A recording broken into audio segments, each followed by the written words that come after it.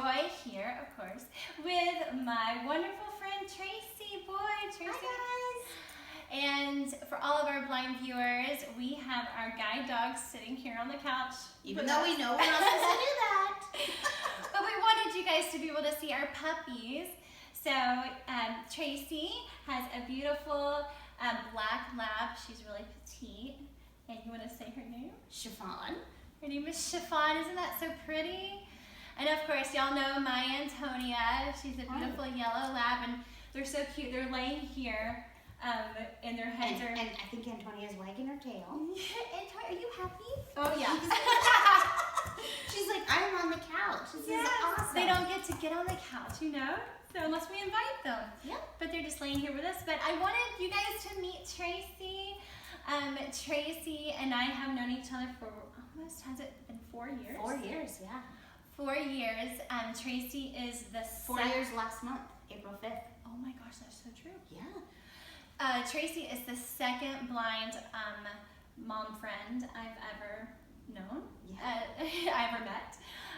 And so we met actually at a Guide Dogs for the Blind alumni chapter meeting in Portland.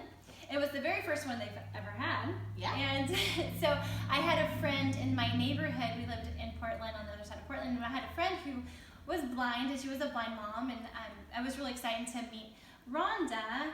And then Rhonda and I went on the Max downtown Portland to this meeting with our guide dogs, and then we were sitting at this table waiting for the meeting, was just kind of getting started, and all of a sudden then some other people came and joined and sat next to us at the table. And I felt a dog sitting down, at my feet, was placed at my feet, and I was like, oh, okay, there's a guide dog next to me. And then I heard Tracy, and I heard a baby. I heard the sound of a baby. And I was like, oh, this must be another blind mom.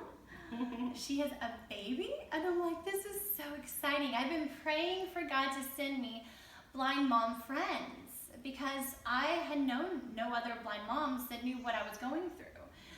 Just, normal day-to-day experiences, right? I just didn't have no one to relate to.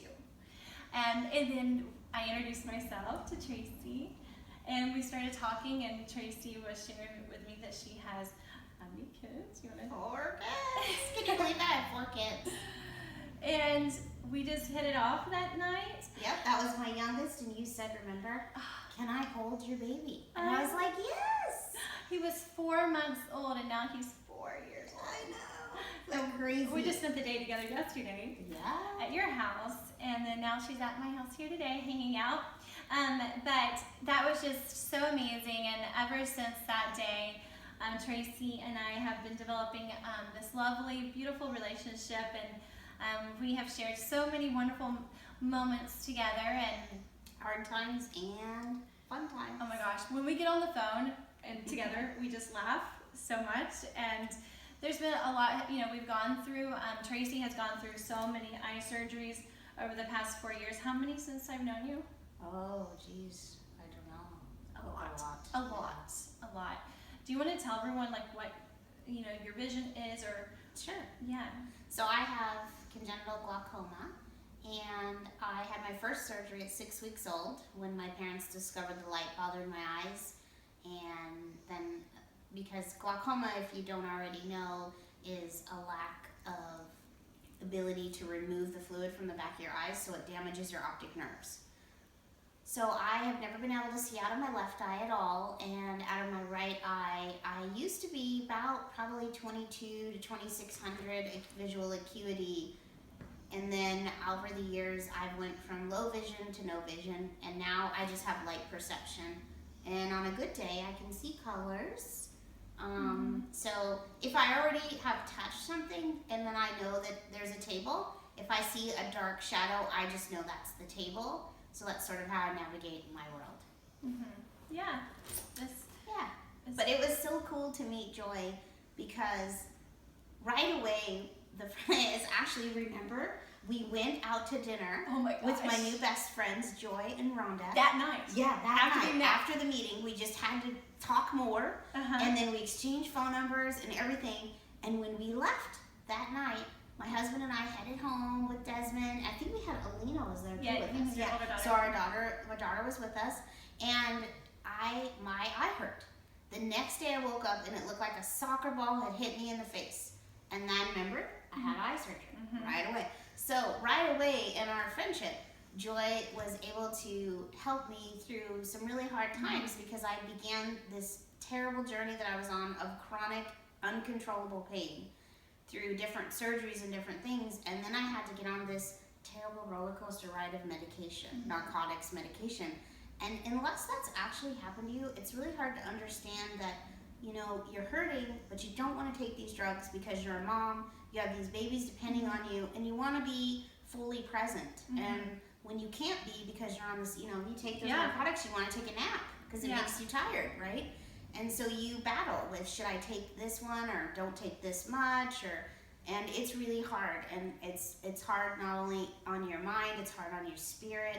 And there was a lot of times I felt pretty low, and Joy, remember? We would call on the phone, and she would raise my spirits, and she would pray for me and pray with me and encourage you. And I know, if you don't know my story, like I was on narcotics. I was on OxyContin, 480 milligrams of OxyContin a day for 3 years, and I was on methadone, and it was the worst 3 years of my life. I had gone through severe nerve damage to my eye, and nothing was working. The pain medication at one point, it just wasn't even working. It was just keeping it tolerated enough where I could just get through. But then I got so I just lost myself in that, in all of that, and I was going through infections and stuff like that.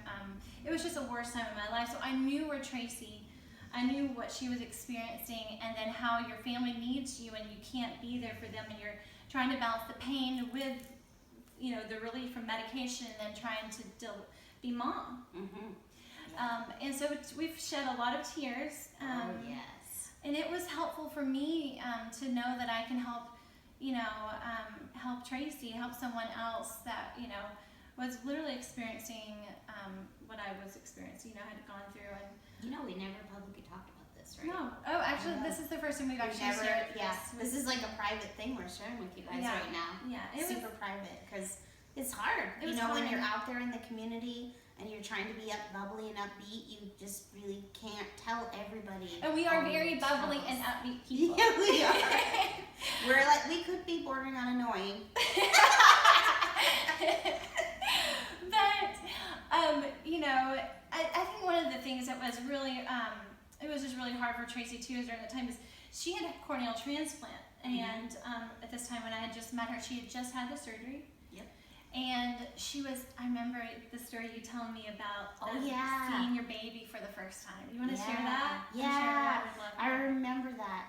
So when I had Desmond, I could see nothing. I don't even think I could hardly make out light. Like, I couldn't tell if what I was seeing was something white, which looks like light, or if it was actually light. I couldn't tell. So anyways, I never saw him. I just saw him with my eyes and with my heart, but I never could see him. And then I had the corneal surgery a few months after he was born, and he was on the changing table, and my husband is really tall. He's like 6 foot something. So we got a tall changing table, and I'm 4'7". So the changing table was at my chest, right? So all the time I'm changing the baby, it's like, your arms are lifted in the air doing it. Well, anyways, my eye patch fell off, and I opened my eye and I looked around, and when I looked, I was looking into these giant blue eyes, and I was thinking, what the heck is that? What is that? I was thinking that in my mind, because it takes your brain a second to catch up with your eyes, right? Because it hadn't seen anything. That's so exciting. And it was so amazing. And then I looked a little more, and I saw a little nose, and then I saw a mouth, and the mouth started to smile. And I smiled back, and he smiled bigger. And I just was like, oh my God, and it made me cry. And, then when I started to cry, it clouded over, and then it got infected. So, and then that was short-lived, because then you've had so many devastating things happen with that eye. And then you lost your sight completely again. Yeah. So you've been on this roller coaster up and down over these years, and it's been hard for me, to see you go through so much. I can't imagine. I've lost mine. It's gone. I dealt with mine. Right. Yeah. And I've gotten used to not seeing anything and not seeing my babies. And then for the moment you get that back for a second, and then it to be taken away, and you get it back again, and then it to be taken away. How has that made you feel? Well, it's, I consider each time that I can see a gift, right? I just look at it that way, because otherwise I think I might lose my mind and I might feel robbed, if I didn't look at it as a gift, because who doesn't want to look at their babies, Yeah. And when people say they don't miss it, they do miss it. You miss it, right? Because our kids are beautiful, and I think it's been, I always believe that God gives me whatever I ask for. If I need it, He's gonna provide it, and He provided you for me, right?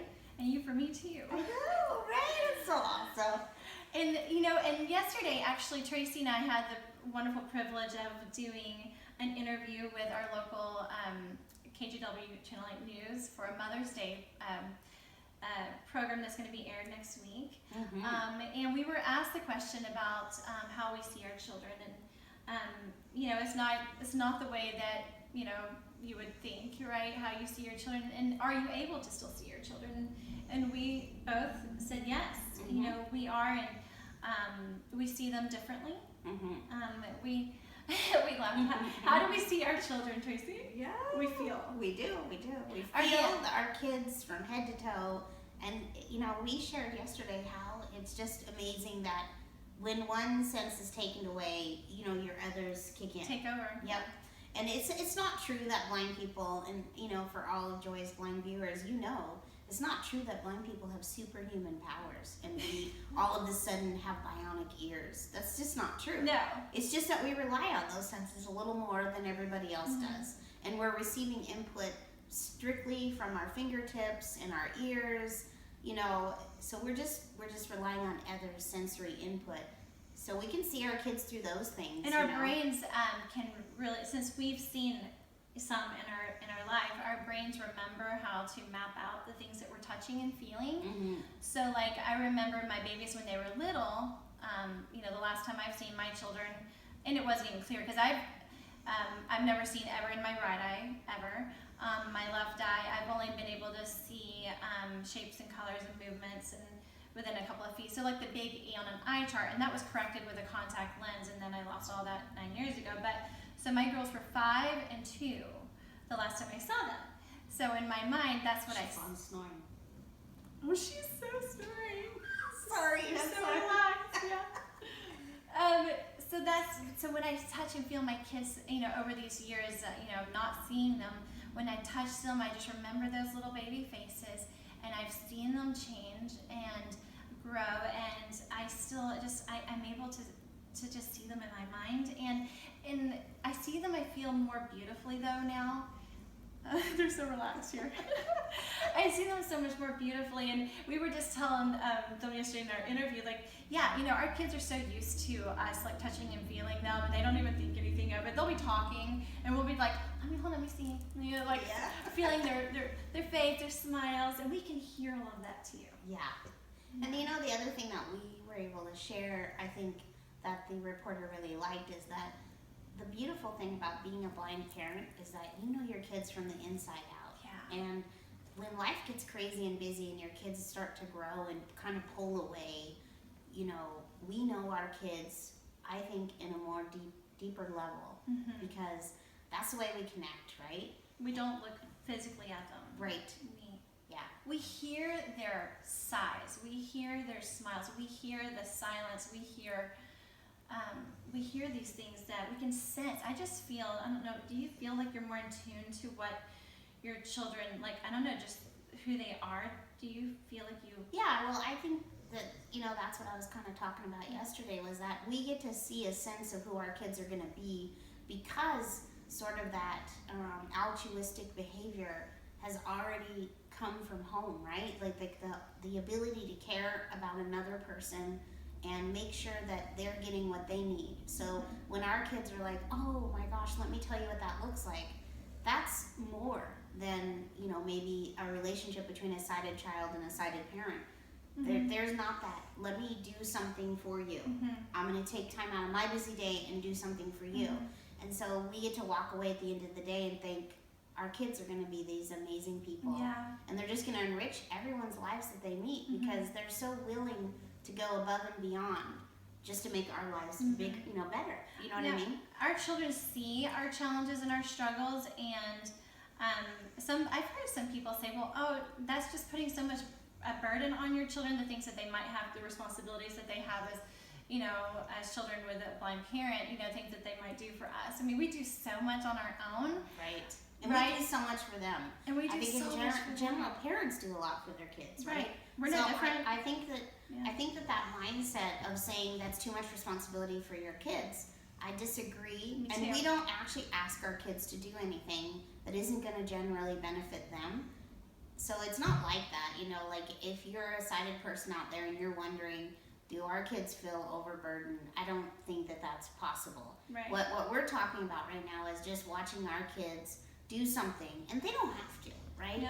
Like we might not even say, what color is this? Because there are apps that we can use to find out what color things are. But when they want to share those things, that just shows how they have developed on the inside to care about everybody. And they're not going to treat anyone any differently than they treat us. They're going to be that same loving person to everybody. And that's what's cool, right? Is that we already get to see those kind of things developing in our kids. And we can appreciate that, But the other thing is that because our kids do watch us struggle, I think they know that we have a really high standard. We're going to help our kids know that struggle is part of life. It is. And they know that when you are resilient, that you can come out on top. And that's who we are, right? Right. Our kids have no excuses for not being successful. That's right. We're like, hold on, wait a second. If mommy, we can do this with our eyes closed, right? Then there's nothing you can't do.